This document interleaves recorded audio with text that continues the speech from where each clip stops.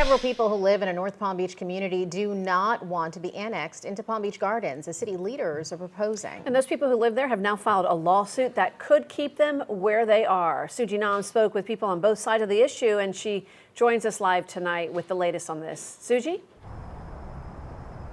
Tiffany, well, many residents in the Hidden Key neighborhood say that they haven't been listened to by the city and they haven't been given those ample opportunities to voice their concerns, which is why they ultimately decided to file the lawsuit against the city.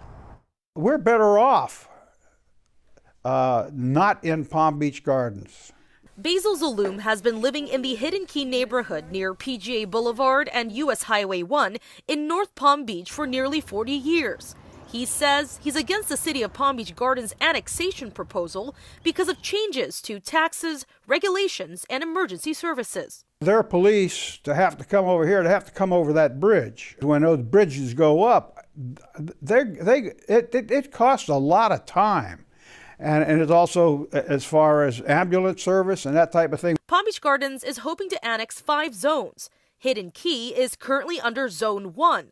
The largest zone in North Palm Beach with more than 7,600 residents. So what we're seeking here is an invalidation of all of Zone 1. Nicholas Giesler is representing the residents of Hidden Keys who are suing the city of Palm Beach Gardens. They know that Hidden Key is unanimous in their opposition to this annexation, so they gerrymandered this district to attempt to game the votes because they know the only way they can get Hidden Key, who they want for their tax money, is to create this district which violates Florida law. The city of Palm Beach Gardens says the annexation is a, quote, win-win, and that property owners with a taxable value below about $411,000 would benefit because they don't charge things like a utility tax. They admit in their annexation study that they're going to have to hire dozens of new police officers, firefighters. All those costs are ultimately going to be the responsibility of the taxpayer. We reached out to the city for a comment, and a spokesperson said, quote,